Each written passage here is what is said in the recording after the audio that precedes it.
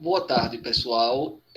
Então, vamos dar início, né, à nossa aula e, como de praxe, vamos começar com aquele nosso ritual moderno, né, da autorização de gravação da aula, né, que toda aula a gente faz esse ritual aqui para fixar bem, né, esse direcionamento. Então, caso algum de vocês não se sinta confortável para gravar essa aula, eu peço que se coloque no chat ou então aqui mesmo. Boa tarde, Rafaela. E os que não disserem nada, eu vou entender como tudo bem a gente gravar a aula, tá? Bom, pessoal, hoje nós estamos nos encaminhando, né, para o final da disciplina, tá? Teremos essa aula de hoje para falar sobre o culturalismo. Próxima aula falamos sobre o estruturalismo francês e aí serão as provas, né? A B2, reavaliação e prova final. E como pede o regimento da UFAL, essas 3 semanas, né, essas prova da AB2, prova de reavaliação e prova final, elas precisam ter um intervalo de 1 semana para cada uma delas, tá? Para que o estudante ele tenha tempo ali hábil para estudar. Tá? Então, o ICS ele orientou a gente para que, né, AB2, reavaliação e prova final fossem colocadas como atividades assíncronas para que os estudantes pudessem realizar os seus trabalhos. Desse modo, hoje é a nossa penúltima aula, tá? E a nossa última aula síncrona, né? Semana que vem. E de hoje a 15, como se diz, é a nossa AB2. Tá? Então, hoje nós vamos fechar a escola culturalista, tá? A escola culturalista norte-americana. Tá? E eu trouxe aqui esses quatro autores, na verdade, essas 3 autoras e o Franz Boas, é o único homem desse quarteto. E eu trouxe esses 4 intelectuais para falar um pouco sobre o culturalismo. Tá? Então, nós temos o Franz Boas, que, como vocês já estão cansados de saber, o Franz Boas ele circulou por toda essa antropologia clássica. A gente tem esse mito de que o Malinowski ele é, né, digamos assim, o ícone da antropologia clássica, e de fato ele é um dos ícones da antropologia clássica, no sentido de que ele deu esse passo, né, de trazer a etnografia como método-chave para a antropologia, de trazer essa etnografia pautada na observação participante como essa novidade, né, para a coleta de dados em campo, tá? Mas é o Franz Boas, né, se eu tivesse aqui que elencar um nome, e apontar um nome, que é o grande personalidade da antropologia que a gente faz hoje, é o Franz Boas, tá? Porque o Franz Boas ele esteve assim envolvido com a antropologia desde o começo da antropologia como ciência. A gente tem os evolucionistas, né? Tem aquele marco histórico do início da antropologia como ciência do parentesco, nas teorias evolucionistas. Dentro desse quadro, o Taylor vai, né, definir a antropologia como a ciência que vai estudar a dimensão da cultura humana, do comportamento humano em grupo, as suas regras culturais, etc. E depois disso a gente tem o difusionismo com Franz Boas, né? Franz Boas, Bastian, Herder, entre outros nomes alemães. E o Franz Boas ele tem assim como a gente viu na aula passada, uma argumentação muito sofisticada para a época, tá? Especialmente por causa de 2 conceitos que ele trouxe, né, para o cenário da antropologia clássica, que é o conceito de relativismo cultural, né, que é o conceito que vai servir para a gente pensar as formas culturais, os padrões de comportamentos culturais referentes à particularidade da determinada cultura, da cultura estudada, ou seja, referente àquela cultura. O conceito de relativismo cultural ele surge de uma crítica ao etnocentrismo. O etnocentrismo como essa perspectiva que analisa a diversidade cultural pautada nas lentes da minha cultura. Franz Boas vai dizer, não, olha, isso é relativo. Quando a gente vai analisar a diversidade cultural, a gente tem que analisar de acordo com as lentes da cultura analisada. Então, a referência tem que ser a cultura analisada. Então, quando a gente fala relativismo cultural, a gente quer dizer a análise cultural a partir da cultura de referência. Tá? Então, eu não vou mais olhar outra cultura com as minhas lentes. Eu vou tentar olhar outra cultura com o auxílio das lentes da outra cultura.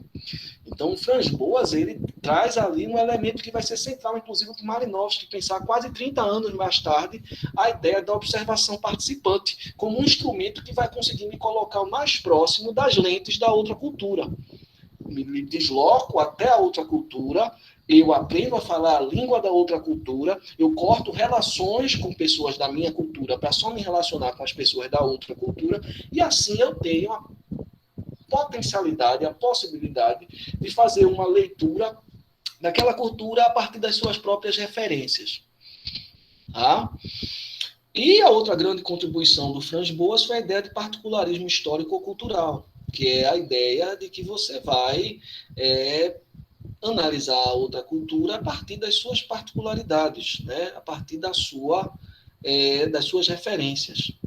Tá? O que não quer dizer que você vai, segundo Boas, adotar uma perspectiva sincrônica, ou seja, tirar aquela cultura do processo de globalização mais amplo. Não, o Franz Boas ele vai analisar as culturas, a diversidade cultural, a partir da perspectiva do relativismo cultural e do particularismo histórico, ou seja, levando em consideração as referências da própria cultura analisada, tá? Mas numa perspectiva diacrônica, ou seja, numa perspectiva em que ele vai situar aquele grupo cultural dentro das transformações mais amplas, que envolvem troca de elementos culturais, que envolvem adaptações culturais, que envolvem a permanência e a mudança de práticas e traços culturais. Tá? Lembrando, Boas é um empirista, tá? Assim como a escola britânica, o Boas vem de uma tradição empirista, de trabalho de campo, de produzir dados em primeira mão. Mas, diferente da escola britânica, o Boas ele não adota uma perspectiva sincrônica, que está interessada na essência da cultura estudada. Não, o Boas ele adota uma perspectiva diacrônica. Então, ele está interessado em ver as transformações pelas quais as culturas estão passando. Claro, quando você analisa as transformações, você tem ali um panorama do que permanece de antigamente e do que tem se transformado e se modificado a partir de agora, com o intenso processo de globalização. Tá? Então, o Franz Boas está lá, em 1870, 1880, já produzindo uma antropologia dentro de uma tradição empírica, tá? Treinando intelectuais de todas as escolas que nós vimos, treinando no sentido de produzindo conhecimento que vai ser apropriado por esses intelectuais, até chegar em Malinowski. Mas aí, como eu expliquei para vocês na aula passada, o Boas ele termina dentro do programa didático da disciplina, ele termina sendo apresentado depois do Malinowski. E isso tem um motivo. E o motivo são essas três senhoras, essas três antropólogas, que são fantásticas, que vocês estão conhecendo hoje. A Margaret Mead, de quem nós vamos falar, a Mary Douglas, tá? Que vocês vão ouvir bastante também, e a Ruth Benedict, que vocês também vão ter a oportunidade de ler ao longo da formação de vocês. Tá? Disciplinas de gênero, em disciplinas sobre escrita etnográfica, etc, etc, etc. Tá? Então, por causa delas,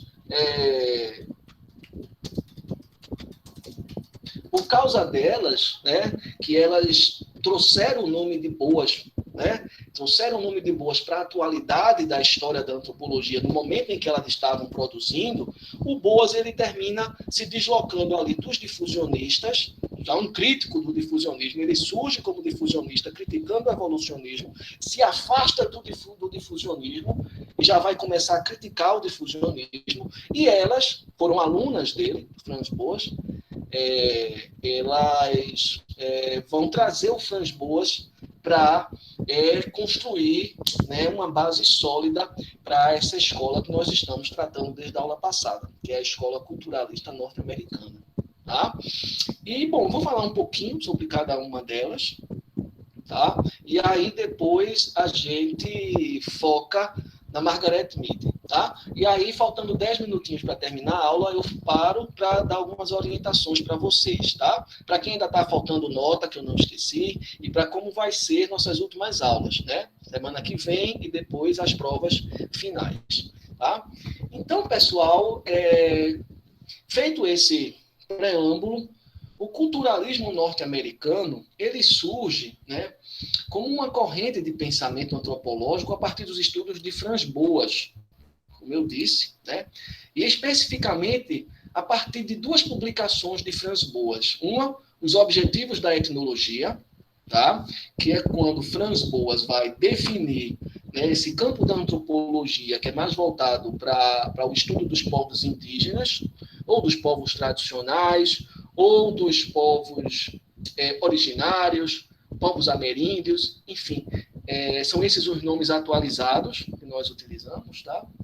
E é um livro publicado ali quando o Brasil estava abolindo a escravidão, né, por força, né, dos próprios escravos. A gente tem essa ideia de que foi um ato de benevolência da princesa Isabel, mas a grande realidade histórica é que não havia mais outra saída, já estavam havendo grandes rebelações dos escravos, já não tinha mais sustentabilidade nem interna, por causa das revoltas e rebeliões, nem externa, né? A geopolítica estava cobrando. Né? Então, foi um ato de benevolência. Foi a força externa e interna que levou à assinatura do documento. Foi muito rápido. Dom Pedro estava viajando, Dom Pedro II, tinha que ser assinado urgente, senão a gente ia entrar num caos social. E a princesa Isabel assinou esse documento, ainda pequena. Tá? E depois Raça, Língua e Cultura, de 1940. É dentro dessa coletânea Raça, Língua e Cultura, na verdade, desse livro, que tem aquele ensaio, fruto daquela conferência do Boas, Raça e Progresso, que nós vimos. Tá?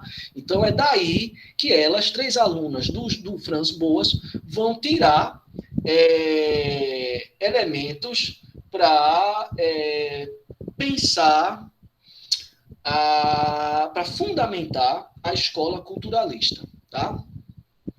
Ou seja, elas vão, as 3, né, pegar o trabalho do Boas,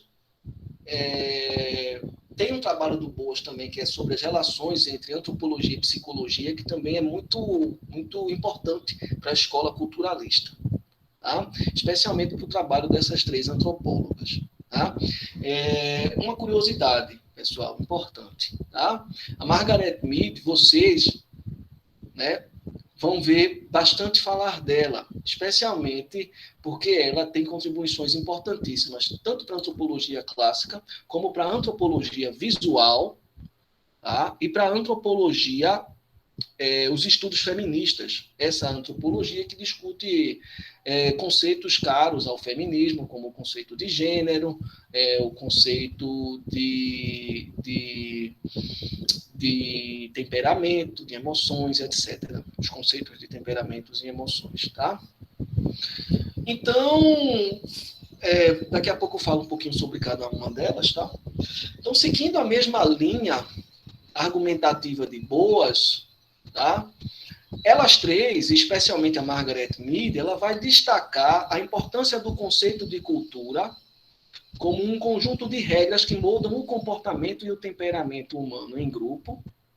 Ou seja, a ideia de cultura, né, pensada a partir do prisma das lentes da escola culturalista, é de que a cultura ela é um conjunto de regras convencionalizadas socialmente, ou seja, seguindo aquele mesmo modelo que nós já falamos, né, os indivíduos se juntam em grupo, né, produzem as instituições sociais, essas instituições sociais vão adquirir uma racionalidade transcendental a esse grupo, e a partir de então elas vão funcionar, vão ter a função de organizar, né, a convivência em grupo. E como é que ela organiza a convivência em grupo? Estruturando um conjunto de regras que vão moldar o comportamento, o modo como nós agimos e também o nosso temperamento, o modo como nós pensamos, como nós sentimos afeto, emoções, etc.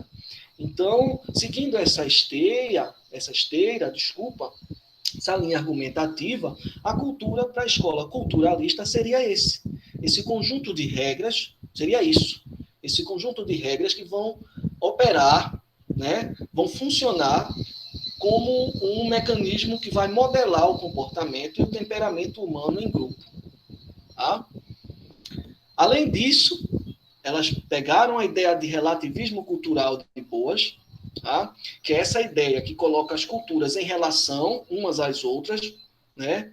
Ou que toma a cultura que vai ser analisada como referência, tá? Esse conceito de relativismo cultural, tá? Que é um conceito utilizado como ferramenta de crítica ao etnocentrismo, ou seja, essa perspectiva que toma a cultura do observador como única possível ou como base para a interpretação das diferentes culturas. Então, elas vão pegar o relativismo cultural para nos auxiliar a pensarmos a atribuição de significados humanos, né, ao mundo e a produção de categorias sociais que nos permite organizar a natureza e a nossa fisiologia. Então, elas estão, né, pegando a ideia de cultura para dizer, olha, a cultura serve para regular o comportamento humano, ela impõe limites aos nossos instintos biológicos, né?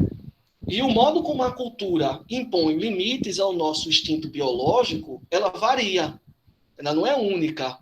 Não existe uma única, digamos assim, forma cultural de se impor ordem aos instintos humanos. Cada cultura cria suas formas para impor ordem aos seus instintos, né?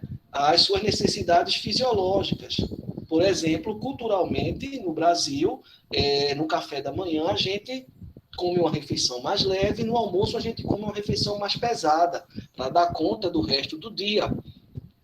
Ao fim do dia, no jantar, de novo, uma refeição mais leve para dormir. Isso é a cultura moldando nossa biologia. Fome é uma coisa biológica, o nosso corpo necessita de alimento. O modo como a cultura inglesa organiza o modo como os ingleses se alimentam é completamente diferente. Um café da manhã inglês ele é mais forte do que uma feijoada. O café da manhã inglês tem feijão, tem bacon, tem linguiça. Tá? E eles acreditam que a primeira refeição do dia tem que ser a mais forte, para eles começarem o dia bem dispostos. Então, a escola culturalista está interessada nisso. A partir da ideia de cultura, do conceito de cultura e do conceito de relativismo cultural, a escola culturalista está tentando identificar como, né, cada cultura cria padrões de comportamento e padrões de pensamento. E como isso vai variar de acordo com, né, a particularidade cultural de cada grupo, distribuído geograficamente ao redor do mundo. Tá? E, bom, o argumento central é de que a cultura, né, como um conjunto de regras, precisam ser seguidas, ela vai incorporar os valores, tanto individuais quanto grupais, à sua estrutura. E isso é possível de ser observado quando nós, né, olhamos para os sistemas políticos, os sistemas de parentesco, os sistemas religiosos, artísticos.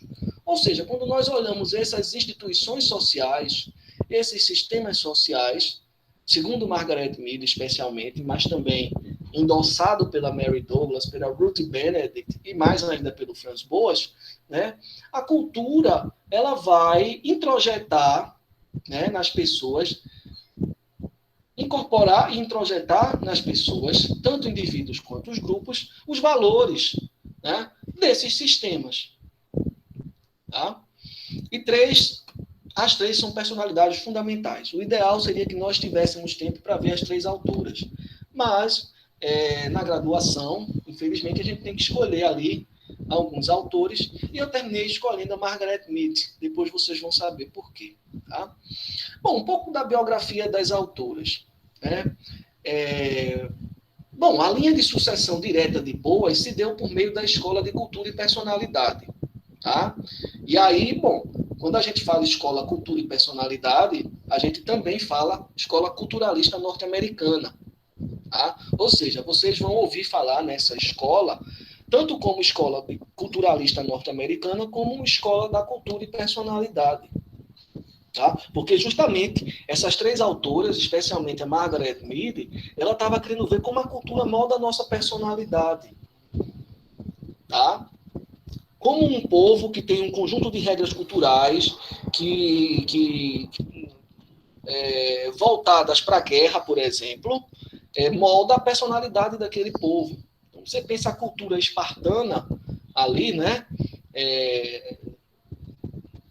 4 séculos, talvez um pouco menos, antes de Cristo, né? A cultura espartana, desde o início, quando uma criança espartana nascia, era tirada do convívio com os pais e a sua personalidade era moldada para que ele fosse um soldado de guerra eficiente, para matar os inimigos. Então, a primeira coisa que moldava a personalidade de uma criança espartana era cortar o afeto materno. Não, o afeto materno vai tornar ele um homem delicado, sensível. Ele, quando desmamar, já tira ele da mãe e leva ele para o quartel, para ele adquirir esses valores e ter o seu temperamento, o seu caráter, a sua personalidade moldada para ser um soldado agressivo. Diferente das crianças de Atenas. As crianças de Atenas, elas tinham um período muito mais longo de contato com os pais, justamente para se apropriar, né, dessa dimensão, digamos assim, sensorial, do afeto, né, do contato humano, da proximidade, da confiança, e depois ela ia ter uma formação voltada para as artes, para a filosofia, para a política, porque a ideia era formar um temperamento, uma personalidade de um intelectual, né, para pensar problemas do convívio social, mediar conflitos, mediar problemas, inclusive, se fosse o caso, evitar a guerra com a diplomacia. Tá? Então, vocês vão ouvir, né, falar da escola culturalista norte-americana com esses dois nomes, ou escola culturalista norte-americana ou escola cultura e personalidade. Tá? E ela é formada pela Ruth Benedict, pela Margaret Mead, tá? Mas também pela Mary Douglas. Tá? Bom, Ruth Benedict, ela estava ligada a Franz Boas institucionalmente. Né? Ela foi aluna dele e trabalhou com ele, como estagiária dele, como pesquisadora dele na Universidade de Colômbia, tá? Toda a vida, até assumir, né, a cátedra Franz Boas, depois do falecimento dele, né, que ele faleceu na década de 40, um pouquinho antes da Segunda Guerra Mundial. Tá? Meade também atuava ali próxima com Boas, tá? Em Nova York. E como Boas, também elas tiveram forte militância, tá? Uma forte, digamos assim, preponderância na vida pública. Elas não eram apenas intelectuais que se contentavam a ficar pensando conceitos, elas atuavam na vida pública. Tá? Então, elas tinham muita visibilidade. Tá? E a gente não pode esquecer o trabalho de Mary Douglas também, que era mais nova e a que faleceu mais recentemente aqui em 2017. Tá? Então, elas são 3 personagens muito interessantes. Tá? A Ruth Benedict, ela escreveu aquele livro famoso, que virou até best-seller, que se chama O Crisântemo e a Espada. Tá? Então, é um livro que vale muito a pena a leitura. O Crisântemo e a Espada foi um livro encomendado pelo Pentágono, pelo governo. Não sei se o Pentágono já existia, mas pelo governo norte-americano, quando eles entraram na Segunda Guerra Mundial. Tá? Então, a Ruth Benedict, ela foi incumbida de produzir esse livro, em que ela ia, né, apresentar para os norte-americanos traços da cultura e da personalidade japonesa, para que os americanos conseguissem ali uma estratégia de combate na guerra. Vejam, ela não era uma espiã. Tá? Ela não estava produzindo dados que estavam encarando o Japão como uma cultura inferior, não. Pelo contrário, ela conseguia apresentar a cultura japonesa de forma muito sofisticada. Agora, foi um estudo contratado, né? Um estudo contratado para o exército poder atuar na guerra. Tá? Veja, os norte-americanos estavam lá em Pearl Harbor, num porta-aviões, né? E aí, olha, acabou a munição dos japoneses, eles agora vão partir em retirada. Então, vamos abaixar os canhões e traçar uma nova estratégia. Quando eles se dão conta, os japoneses estão batendo os aviões nos porta-aviões, nos navios e afogando. Os caras estão se suicidando, os kamikazes. Então, como é que eu vou combater esse exército? Como é que eu vou combater um exército? Um exército que, quando acaba a munição, os caras, ao invés de partir em retirada, os caras se suicidam. Então, eu não estava esperando por isso. Eu peguei 10 japoneses como presos de guerra. Leva eles para lá, para a prisão, que eu vou interrogar. Traz eles aqui para o interrogatório. Senhor, eles se mataram. Como se mataram? Eles tiraram a própria vida. Mas a gente não tinha dito que ia dar garantias, que a gente só queria... Ou seja, era um exército, era uma cultura que não havia assim base lógica para os norte-americanos se situarem na guerra. Então eles contrataram a Ruth Benedict para produzir esse livro, O Crisântemo e a Espada, para ela apresentar ali traços da cultura japonesa, como a honra, o suicídio movido pela honra, a questão da disciplina, da ética, coisa do samurai, para ela apresentar esse estudo para os norte-americanos. E os norte-americanos terem ali uma margem de conhecimento da cultura japonesa e conseguir traçar uma estratégia de guerra. É um livro muito criticado porque ela contribuiu, em alguma medida, não para a derrota do Japão. Acho que o próprio Japão, ao se associar ao eixo, contribuiu para aquela derrota, embora nada justifique o uso das bombas atômicas como experimento de guerra. Mas a Mary Douglas foi muito criticada por produzir esse livro, né? Porque nesse livro ela apresenta a cultura japonesa com a finalidade dos Estados Unidos se dar melhor na guerra. Tá?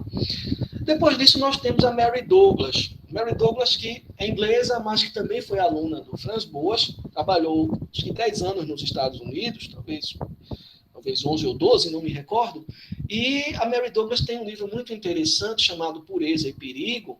É um livro em que ela vai ver que todas as religiões elas operam com as emoções, né, dos devotos, do grupo interessado, do grupo praticante, com base em categorias opostas e complementares. E aí ela escreveu esse livro, Pureza e Perigo, justamente tentando argumentar como essas categorias são mobilizadas em diferentes religiões. Diferentes religiões você tem objetos de tabu que não podem ser tocados porque vão, digamos assim, poluir determinado ritual, porque vão te deixar impuro para determinados rituais, e tem também elementos de pureza, de purificação, que são elementos mobilizados quando você precisa fazer determinado ritual.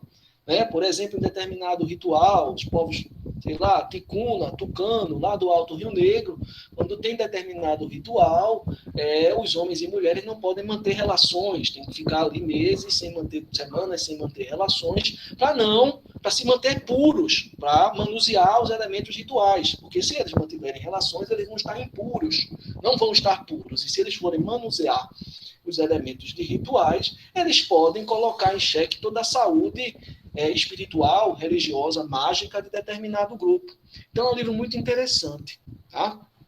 E por fim, pessoal, a Margaret Mead, que é a cereja do bolo dessa nossa aula, né? Que a gente vai tratar hoje do livro Sexo e Temperamento, que é um livro muito interessante. Apesar de não ser um livro que ela considera uma contribuição para a teoria feminista, foi um livro muito usado pela teoria feminista, porque a Margaret Mead ela vai dizer assim nesse livro, o argumento central.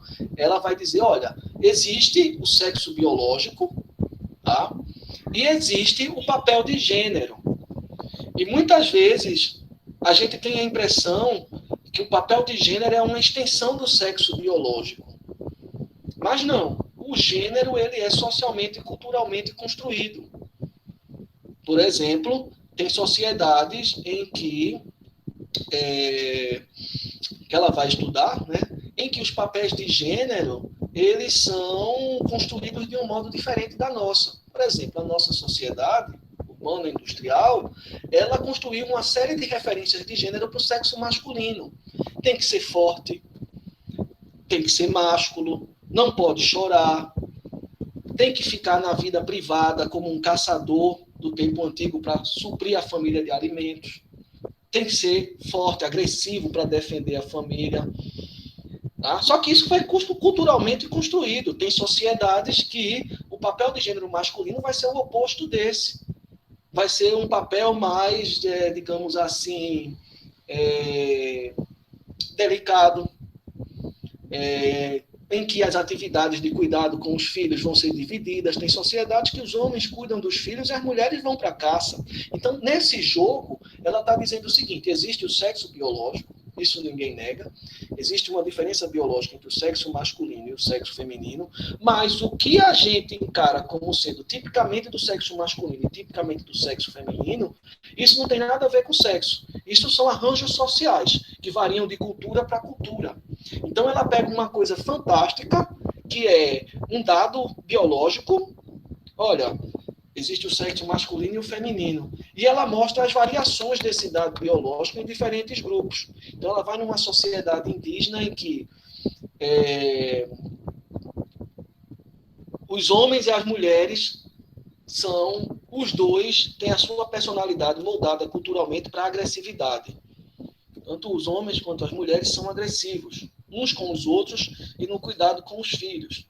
Tem sociedade que ela analisou que não, que é a mulher que vai participar da vida pública, fazer negócios, trocar mercadoria, caçar, e é o homem que fica em casa, cuidando da criança, cuidando da casa, se enfeitando. Tem sociedades, não, que é... Enfim, então o ponto de argumento dela é esse. Então é um estudo que é precursor para os estudos de gênero. Né? E esse texto é um texto que me toca muito, porque é um texto que, quando eu tive contato com eles, quando eu era da idade de vocês, que estava entrando na universidade também, foi um texto que me chamou muito a atenção, porque me fez perceber coisas que eu vi, inclusive, na escola. Tá? Sobre exatamente como as regras culturais, né, de determinada sociedade moldam o gênero das pessoas. Então, teve um acontecimento engraçado comigo na escola, que eu sempre repito quando eu estou falando da Margaret Mead, que eu vou compartilhar com vocês. Né? Determinado dia eu estava na escola, eu devia ter ali talvez 3, 4 anos, estava começando a ser alfabetizado, e a professora passou uma tarefa de casa. A gente tinha acabado de aprender a escrever. E a tarefa de casa era você descrever a sua rotina familiar. A sua rotina familiar. E aí eu escrevi a minha. Meu pai acorda primeiro, faz o café da manhã, né? Depois nos acorda para a gente tomar café, depois mamãe acorda, aí vai resolver alguma coisa no jardim, pegar alguma coisa ou outra, depois toma o café, mamãe sai para o trabalho, papai sai para o trabalho e deixa eu e minha irmã na escola. E aí eu entreguei aquele trabalho para a professora. Quando a professora leu o trabalho, ela disse: está errado. Não está errado. Pegou a borracha, pegou a minha mão e me fez apagar. E dizer: não, é mamãe que acorda primeiro e faz o café para o papai, e não o contrário. Então, poxa, mas a minha família ela é errada, como pode? Daquilo para mim que era uma coisa que era... Para mim, eu não imaginava outra possibilidade de família, eu era muito pequeno. A família para mim era assim. E naquele momento ela estava moldando a minha personalidade, o meu temperamento, para que eu me tornasse um futuro homem, e que o certo não era eu acordar primeiro e fazer o café para minha esposa, e sim minha esposa fazer o café para mim. Então, são essas estratégias de moldar o temperamento, moldar o comportamento, que a Margaret Mead está tentando trazer para a gente entender como funciona isso, entende? Então, ela não desconsidera o biológico, mas ela mostra como o sexo biológico, ele é, digamos assim, no sexo biológico é introjetada uma série de regras culturais que a gente segue, né? Sem se questionar, segue no automático. E que esses papéis eles variam. Ou seja, ela está tentando dissociar essa ideia de que é natural, por exemplo, que o homem, sei lá, tem mais desejo sexual do que a mulher, por isso é natural que o homem traia. Não. Isso é uma regra cultural. Não há nada na biologia que mostre que o homem tem mais desejo, mais libido do que as mulheres. Tanto homens e mulheres têm a libido do mesmo modo. O que acontece é que, culturalmente, se é mais complacente, se aceita mais esse comportamento masculino de ter várias parceiras e se cria mecanismos que não toleram que a mulher faça isso. Então, culturalmente, você está organizando os papéis de gênero a partir do sexo, entende? No homem é conveniente isso, na mulher é conveniente aquilo. No homem não é conveniente isso, na mulher não é conveniente aquilo. E a Margaret Mead, de forma muito engenhosa, ela vai mostrar como isso se constrói socialmente. Ou seja, o sexo biológico ele é significado ele é organizado a partir de regras culturais que vão moldar a nossa personalidade enquanto gênero masculino, enquanto gênero feminino. Tá?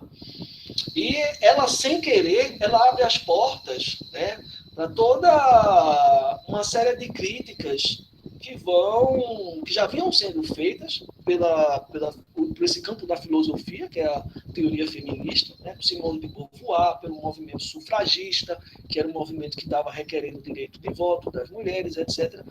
Ela inicia um diálogo muito interessante com esse grupo, mas ela abre as portas para a gente pensar questões que dizem respeito à própria contestação desses papéis que a gente vê hoje em dia nos estudos de filósofos como Judith Butler, entre outros, Michel Foucault também, na França, entre outros. Tá? Então, ela é muito interessante, por isso é um texto que me toca bastante, porque quando eu li esse texto, eu identifiquei logo como esses padrões operaram em mim, como esses padrões de construção de personalidade operam em outras pessoas. Tá? Então, eu separei alguns capítulos desse livro. Eu acho que a introdução e o capítulo 1 é um livro que vale muito a pena ler todo, o Sexo e Temperamento. Tá? Vale muito a pena a leitura completa desse livro. Eu separei esses capítulos porque, infelizmente, eu não posso passar a leitura completa de um livro para graduação, como a gente faz na pós. Né? Na pós-graduação, você já pegou o hábito da leitura, faz leitura dinâmica, etc. Na graduação, a gente está aprendendo ainda. Então, quem tiver interesse, sugiro muito a leitura desse livro. É um livro muito bacana de ler e é um livro assim, tem assim, uma pesquisa empírica. Ela também é uma empirista, uma pesquisa empírica assim, de alta qualidade. Tá? Bom, ainda um pouco mais de contexto, até a gente chegar no livro, tá? Como muitos alunos de Boas, Mead e Benedict davam pouca atenção aos aspectos políticos e econômicos das sociedades. Elas se concentravam mais nas relações que envolviam fatores psicológicos, como eu já disse, né? Fatores psicológicos no sentido de analisar a construção da personalidade, é claro, em diálogo com fatores sociais. Elas olhavam, elas estavam interessadas na relação que existe entre regras socioculturais e assimilação de regras socioculturais, ou seja, estrutura social e indivíduo, tá? Grupo e indivíduo. Então, elas duas estavam muito concentradas na relação que envolve fatores psicológicos e sociológicos, para tentar entender o jogo de construção da personalidade, que é um jogo que conecta tanto a dimensão individual quanto a dimensão social de um grupo. Né? Eu construo a minha personalidade primeiro com o que eu aprendo dos meus pais, depois com o que eu aprendo na escola, depois com o que eu aprendo na política, no direito, deveres e direitos, etc. Então, ela está mostrando esse jogo, né, de como se constrói a personalidade a partir de um diálogo entre as instituições sociais e os indivíduos. Também focada nas emoções, né, e no caráter. Tá? Como os indivíduos eles sentem o mundo à sua volta, como se constrói um caráter individual mediado pela relação social, etc. Tá? Então, ela estava interessada tanto nas relações que envolvem fatores psicológicos e também condições culturais, como socialização, papéis de gênero, valores. Tá? E tanto Mead quanto Benedict, elas afirmavam que padrões de emoção também podiam ser compartilhados, que também fazia parte da cultura. Nessa época, havia aqui uma briga entre a psicologia e a antropologia, né, porque a psicologia dizia, não, ó, emoção é uma coisa individual. Né? A gente sente medo, por exemplo, que é uma emoção. Tem uma liberação de hormônio, tem uma liberação de substâncias químicas que vai deixar o indivíduo, né, eufórico, agitado. E aí a antropologia vai dizer, sim, concordo, mas essas emoções, elas têm uma interferência social muito grande. Né? O que a gente vai ter medo ou deixar de ter medo, ele é organizado socialmente. Tá?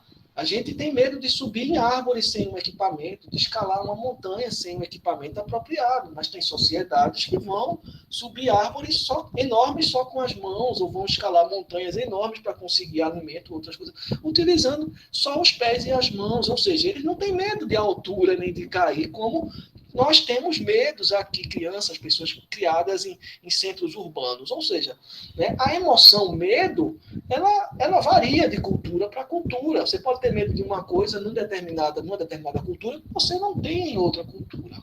Tá? Então, elas estavam interessadas justamente nessa ideia de que os padrões de emoções, né, as emoções individuais, né, elementos do caráter, da personalidade, elas são construídas em diálogo com o grupo social do qual você faz parte como indivíduo. É claro que existe uma série de efeitos físico-químicos que se processam no teu corpo em determinadas emoções, que dentro do campo da psicologia, ainda mais da psicologia clínica, vai ter que ser pensada unicamente na esfera individual. Mas a gente não pode perder de foco como o social influencia na construção dessas emoções, desses afetos, desse tipo de temperamento, dos papéis que nós ocupamos como pai, como filho.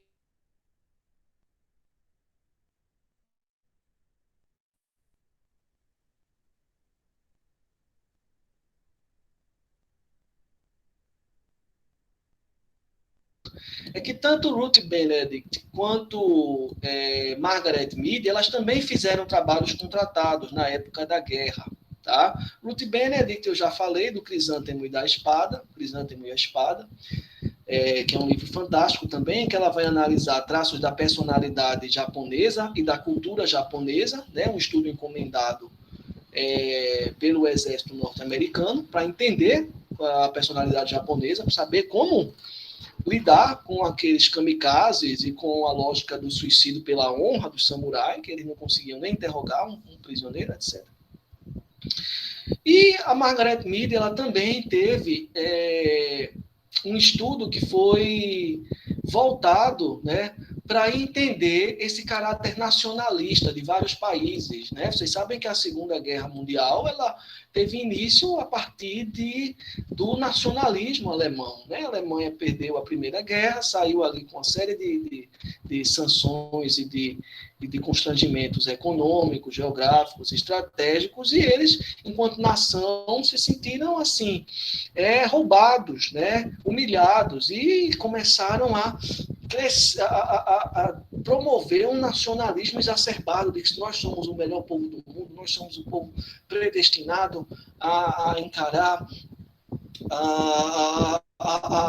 o povo predestinado a representar a humanidade. Nós somos o terceiro império romano, né? Quando Hitler assumiu a chancelaria, ele tinha acabado o Império Romano, né? Tanto na Itália quanto em Constantinopla, e ele não voltou com o Império Romano. O terceiro Reich é o terceiro Império Romano, germânico.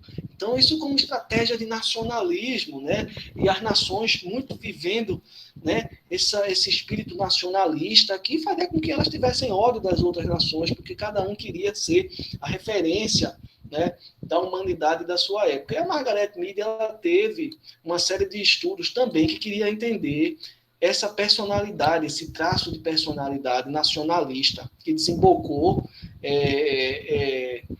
tanto no socialismo real, com Stalin, né, que era um regime totalitário, quanto no nazismo, que era com Hitler, que era um regime também totalitário. Apesar que cada um tem uma filosofia política diferente e uma proposta de sistema econômico completamente diferente.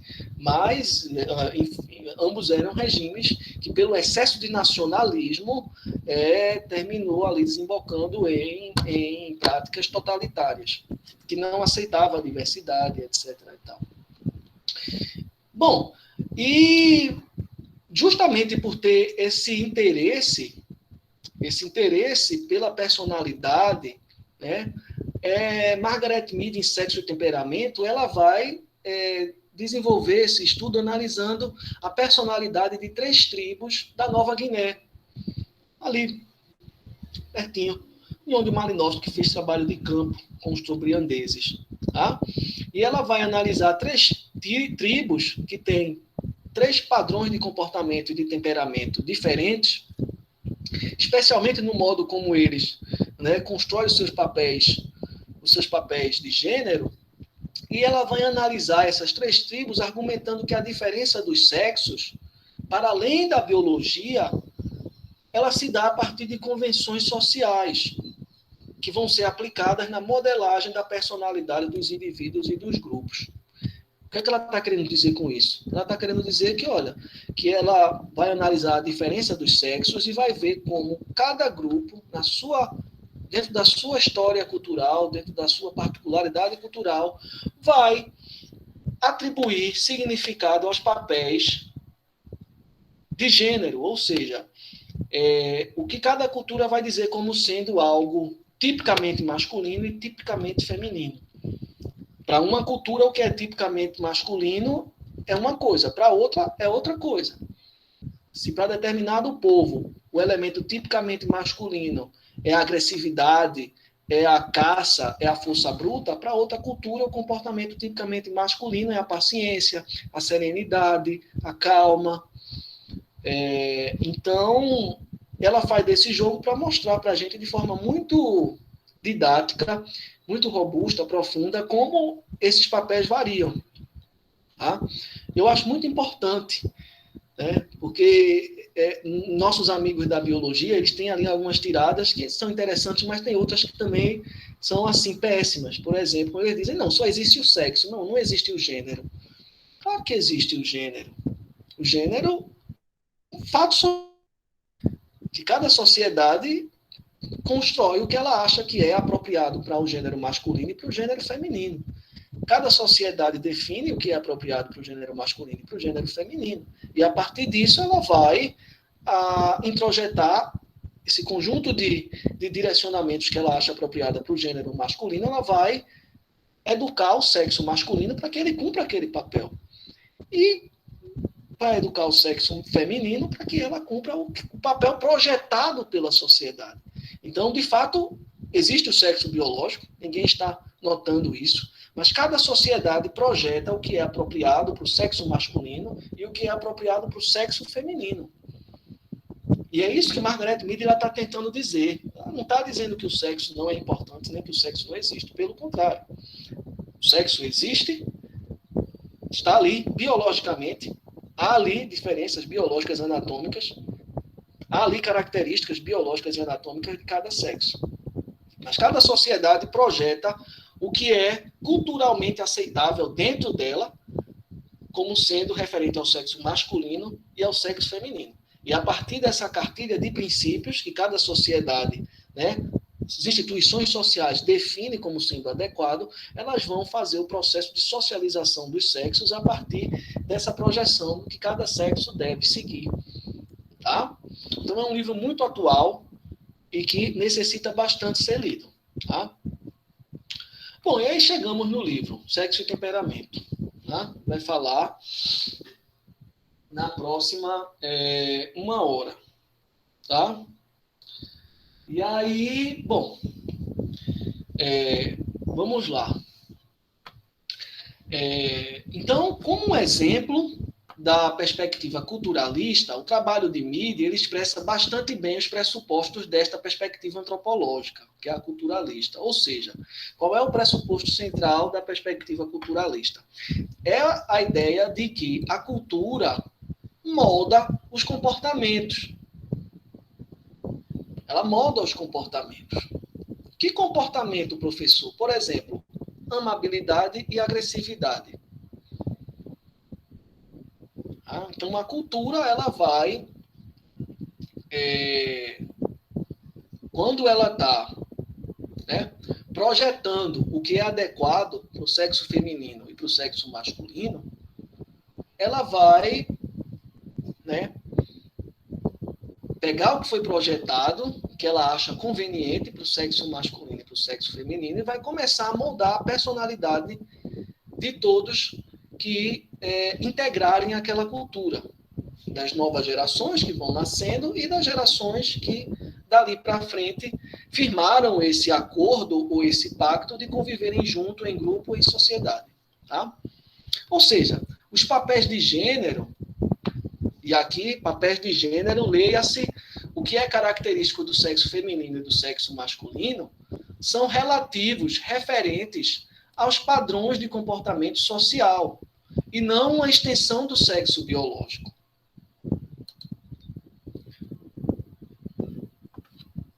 Quando um indivíduo nasce, o indivíduo do sexo masculino nasce, ele não nasce com nenhuma predisposição genética, tá, que faça com que ele esteja eximido do cuidado da criança.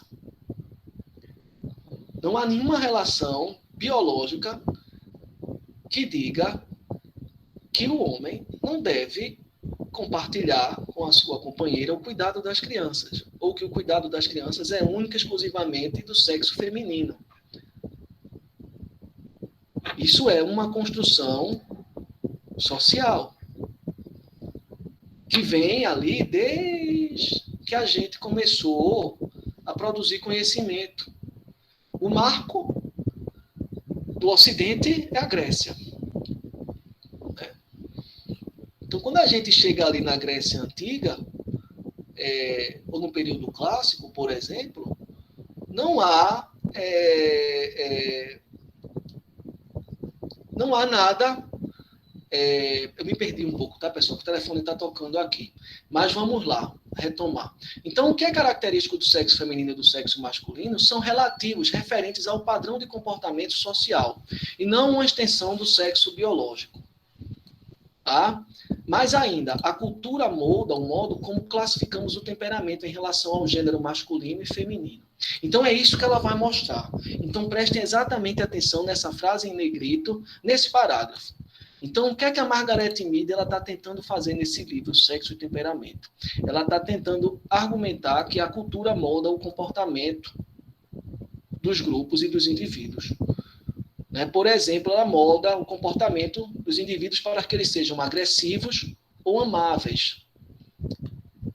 Como eu disse antigamente, na Grécia Antiga, Grécia Clássica, um jovem espartano, ele tinha desde o início da sua socialização, seu temperamento moldado para ser um jovem agressivo, para ir para a guerra. Diferente dos gregos de Atenas, que tinham desde cedo seu comportamento moldado para serem amáveis. Tá? E aí o ponto é que não há uma relação entre o sexo e o comportamento. Se você molda um indivíduo do sexo masculino para ser agressivo, ele vai ser agressivo. Se você molda ele para ser uma figura amável, sensível, afável, ele vai ser afável.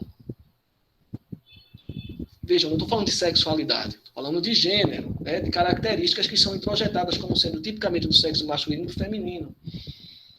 Tá?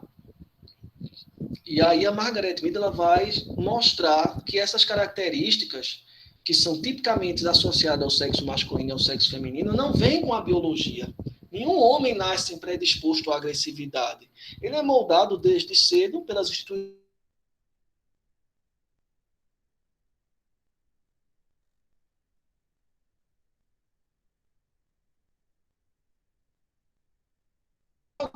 Não há nada relacionado ao sexo que tenha relação com a ideia de que a mulher, por ser do sexo feminino, ela é mais delicada, ela é mais amável. Não, se você cuidar de uma criança do sexo feminino, projetando ela para ser agressiva, para ser bruta, para desenvolver a sua força bruta, para ir para a guerra, ela também vai introjetar isso no seu sexo, ela também vai introjetar essa perspectiva no seu papel de gênero e vai ser agressiva. Então, o que a Margaret Mead ela tá criticando vai além disso. É exatamente isso aqui, olha. Criticando não, argumentando. A cultura molda o modo como classificamos o temperamento em relação ao gênero masculino e feminino. E um exemplo dessa perspectiva dela pode ser observado no caso relatado por ela no livro Sexo e Temperamento sobre os Mudungomô da Nova Guiné. Então, na Nova Guiné, ela vai analisar os Arapesh, os Mundungomô e os Xambuli. E ela vai analisar esses três grupos, mostrando como as características do sexo masculino e feminino variam nesses três grupos. E aqui é o cenário onde ela está atuando, né? Que é ali na Nova Guiné, tá? No Golfo Papua Nova Guiné, onde a gente já viu semana passada, semana retrasada, na verdade, foi o mesmo local onde Malinowski desenvolveu seu trabalho de campo. Tá? Então, quando a gente pega os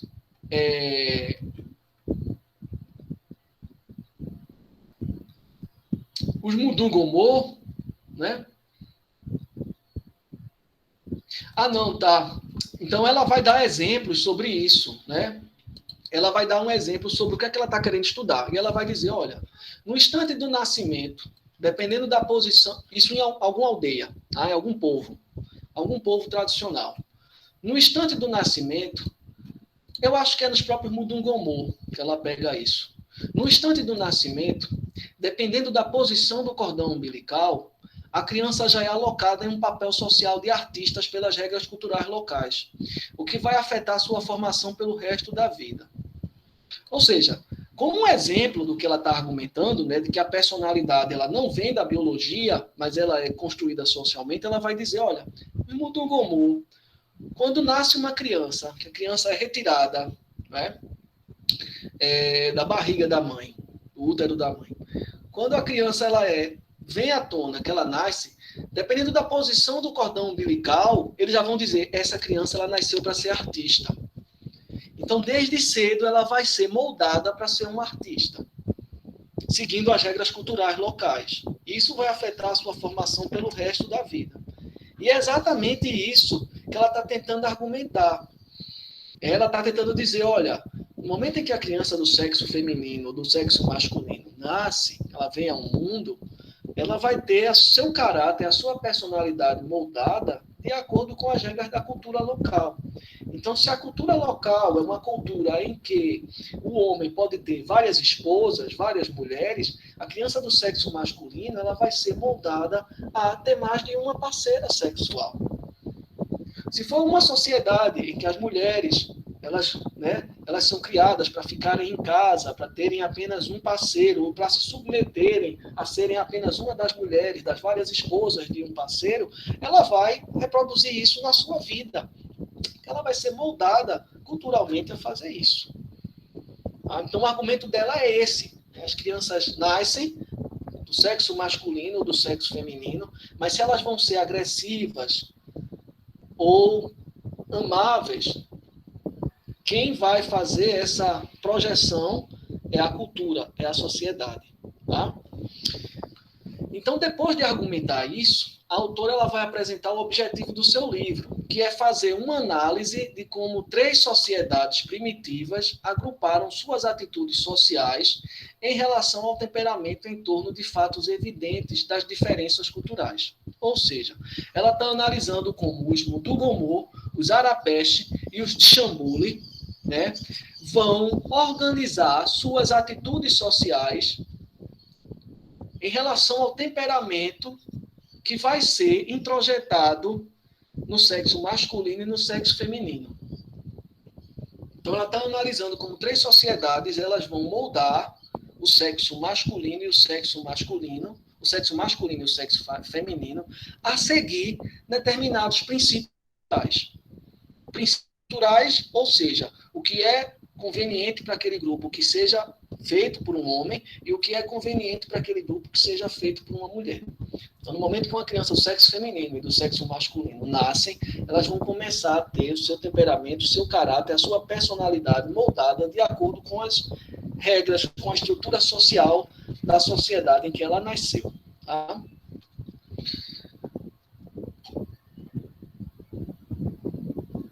E aí o primeiro grupo que ela vai apresentar para a gente são os Arapesh.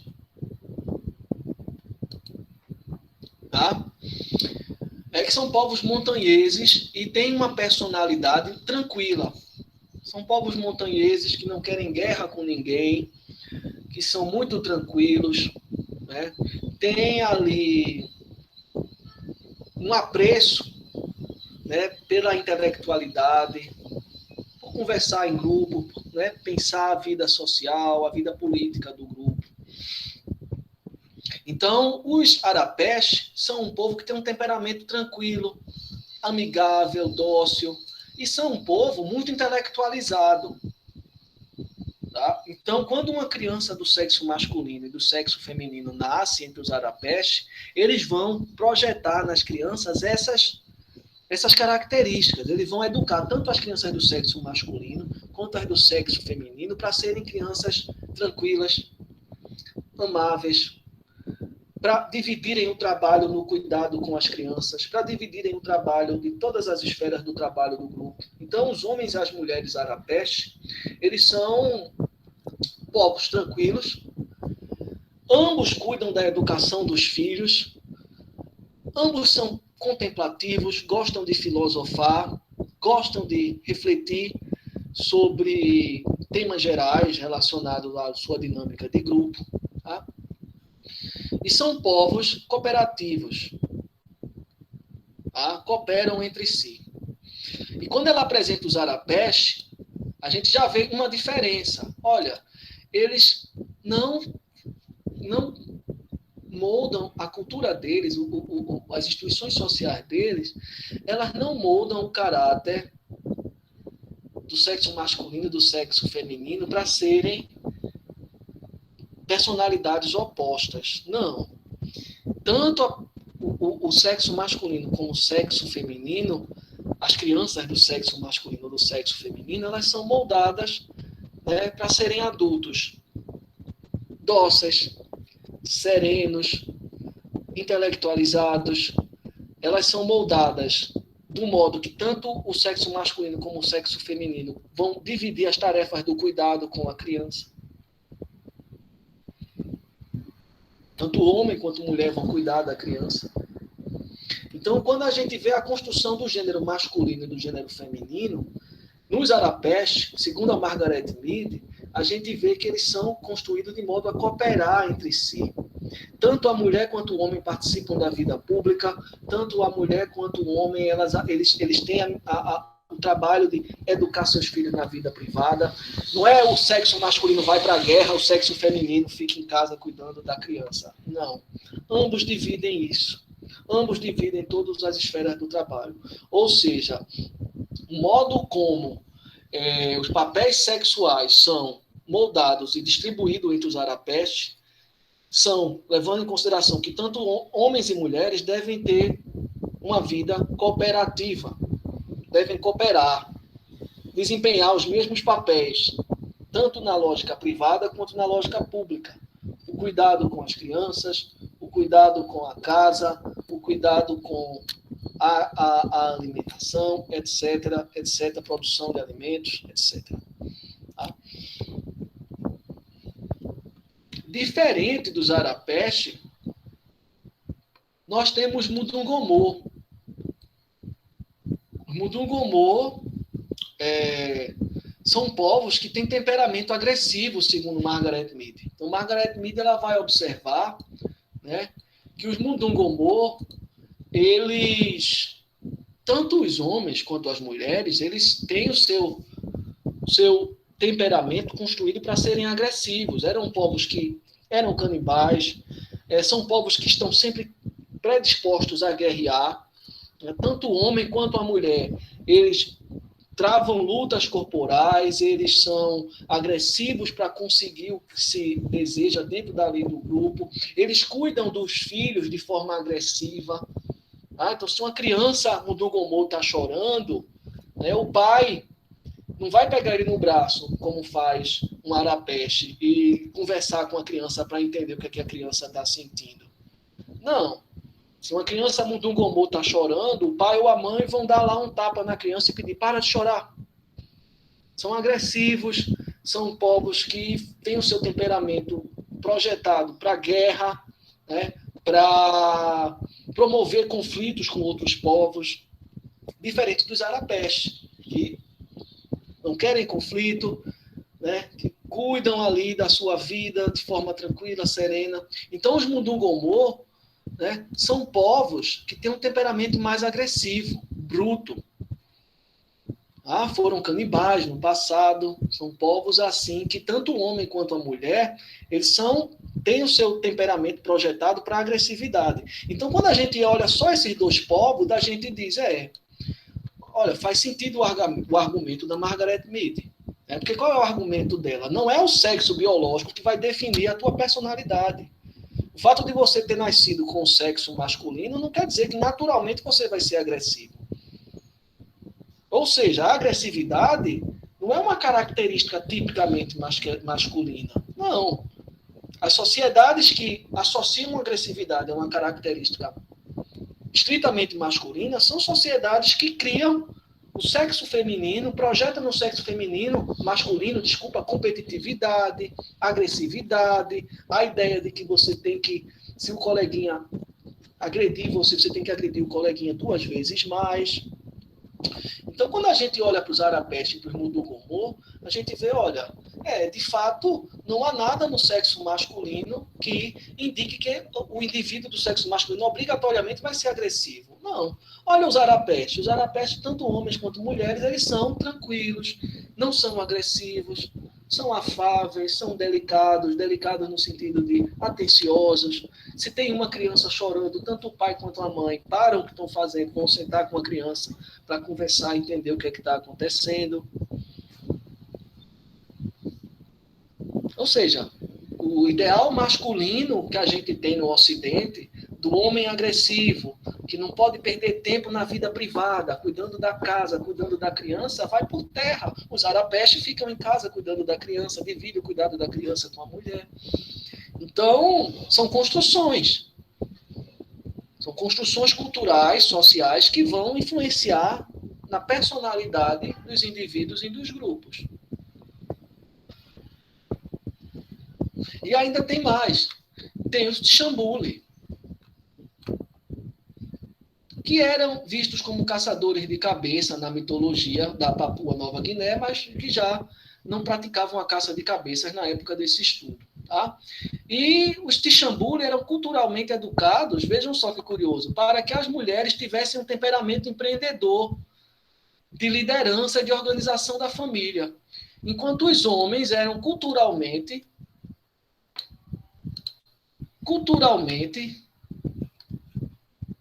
treinados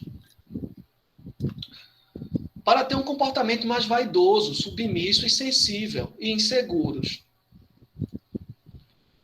Então, veja, nas sociedades urbanas industriais, pelo menos aqui no Brasil, né, a gente é educado para a ideia de que o gênero masculino, que vai ser moldado, né, vai moldar o sexo masculino, o gênero masculino é aquele em que o homem sai de casa, vai para a vida pública, né, consegue dinheiro, botar comida dentro de casa, que é seguro de si.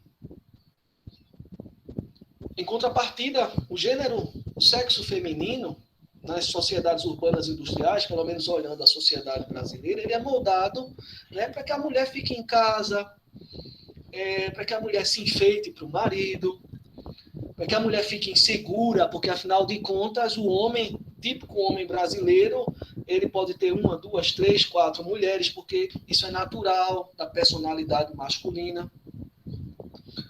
Então, quando a gente olha para os Tchambuli, a gente vê que é exatamente o contrário. Entre os Tchambuli, é a mulher que sai de casa para trabalhar, e o homem fica em casa, cuidando, né? Fica bonito para quando a mulher chegar, que é a chefe do lar. Quem vai cuidar das crianças vai ser ele, tá? Eles que vão cozinhar. A última palavra vai ser da esposa, porque é a esposa que ela é quem organiza a vida da família. Então, veja, 3 personalidades três povos que moldam a personalidade do sexo masculino e do sexo feminino de forma completamente diferente.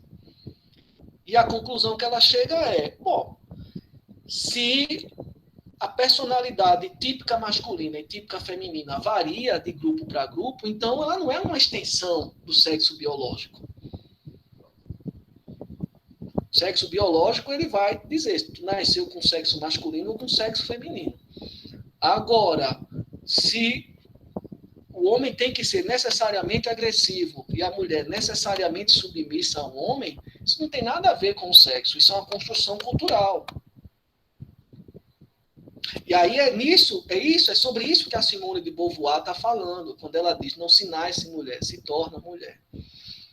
Porque você nasce do sexo feminino, mas ao longo da sua socialização, né, aí você vai ouvir, olha, você é do sexo feminino, você não pode sair de casa à tarde da noite, você tem que ficar em casa cuidando da família, você tem que abdicar do trabalho para cuidar do filho, você não pode abusar do seu marido para ele trocar uma fralda, porque isso é coisa de mulher. Ou seja, quando uma pessoa do sexo feminino nasce, ela não nasce com nada disso. Ela vai aprendendo isso. E ela vai se tornar mulher de acordo com as convenções sociais de cada sociedade. E se você nasce no sexo feminino em uma sociedade que diz que a mulher tem que se vestir toda de preto e só pode ficar com os olhos de fora, você vai se tornar isso. Feito a gente está vendo lá no Afeganistão. Ou naqueles povos do mundo árabe. Né? O Irã, por exemplo, que também é bem conservador, com aquelas burca, aquela vestimenta que cobre todo o corpo feminino. Tá? Então, o que a Margaret Mead está tentando desconstruir é essa ideia. Existe o sexo masculino e existe o sexo feminino. Mas o modo como a mulher tem que se comportar e como o homem tem que se comportar é sociocultural. E desse modo varia de sociedade para sociedade. Então você tem uma sociedade que é errado você de ser bom, é errado você ser amável, cuidadoso, delicado. O padrão cultural daquela sociedade é a agressividade. Então, tanto homens quanto mulheres vão ser agressivos. Você tem sociedades em que o comportamento do sexo masculino e do sexo feminino, ambos os comportamentos são tranquilos, amáveis. Então, tanto homens quanto mulheres vão ser amáveis. Você tem sociedades como a nossa, por exemplo, que o homem participa da vida pública e a mulher da vida privada. E você tem sociedade em que a mulher que participa da vida pública e o homem da vida privada, como os de Chambuli. E aí, Margaret Mead, semelhante a Boas, ela está argumentando que não é a biologia que vai definir o temperamento. Lembra? Boas estava argumentando, olha, não é a partir da biologia que a gente vai ver se uma raça é inferior ou superior por causa dos testes de QI. Não, a gente tem que olhar as causas sociais. Por que é que os afrodescendentes não tiram nota boa no teste de QI? Porque biologicamente eles não são capazes? Não. Porque eles faltam comida na casa deles. Porque eles não têm trabalho digno, não têm educação digna. Ou seja, eles não conseguem atingir uma nota boa porque o arranjo sociocultural exclui eles de terem acesso a uma educação e a um padrão de vida que dê conforto para ele estudar, fazer o teste de QI para medir a inteligência dele e ele tirar uma nota bacana. Do mesmo modo, Margaret Mead está argumentando, não é a biologia que vai definir o que é característico do sexo feminino ou do sexo masculino. A biologia define o sexo, olha ali está o sexo. Um sexo feminino e um sexo masculino. Mas é o arranjo sociocultural que vai moldar, utilizando as palavras da própria Margaret Mead, a personalidade dos grupos e dos indivíduos. Tá? Então, todos esses povos habitam a Nova Guiné e, segundo Mead, comparando o modo como eles dramatizam a diferença de sexo, é possível perceber quais os elementos são construções sociais em relação a fatos biológicos sexuais. Em outras palavras, a forma como as diferentes sociedades atribuem papéis diferentes aos sexos vão variar. Então, o homem, ele vai se tornar homem de acordo com o que é projetado como adequado para um homem por aquele grupo, por aquele arranjo sociocultural.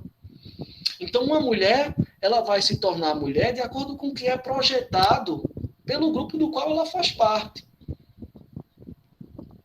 Se ela é uma mulher que nasce num país de mundo árabe, que as mulheres só podem sair de casa acompanhadas por um homem, só podem sair de casa vestidas dos pés à cabeça, aquele vai ser o temperamento adequado para uma mulher, aquele vai ser o comportamento adequado para uma mulher naquele grupo. Se ela nasce no Brasil, não tem nenhum problema dela sair de casa sozinha para fazer compras, dela ir à praia, dar uma roupa de banho confortável para tomar um banho de mar. Tá? E a ideia do livro é justamente analisar como culturalmente são concebidos papéis representativos do sexo masculino e feminino. Biológico influencia, mas não determina. O que determina, o que é característico, o que é adequado para um homem e para uma mulher vai ser as convenções socioculturais. Tá?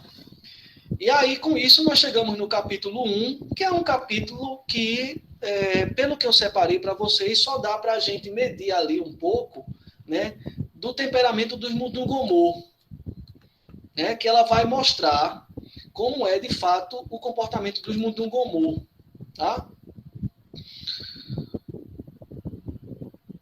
E aí fica faltando para a gente ver qual é o comportamento dos outros dois, que a gente já falou aqui, mas para isso a gente teria que ler todo o livro. Né? Então, de forma muito rápida, ela vai procurar mostrar que valores sociais conduzem os indivíduos a certos tipos de temperamento e a aceitação de padrões de comportamento. Então, uma chave para entender esse livro é a gente, olha, os valores sociais é que vão projetar nos indivíduos e nos grupos determinado temperamento. Eles não nascem com esse temperamento. É o lugar, né, a projeção da tua sociedade que vai determinar o que é característico daquele comportamento. Então, Mead vai pegar situações completamente desvinculadas, né, para mostrar como esses padrões culturais são introjetados nos indivíduos.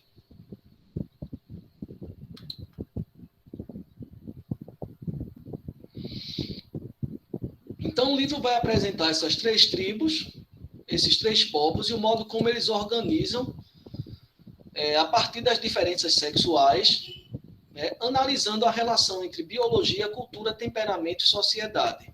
Tá?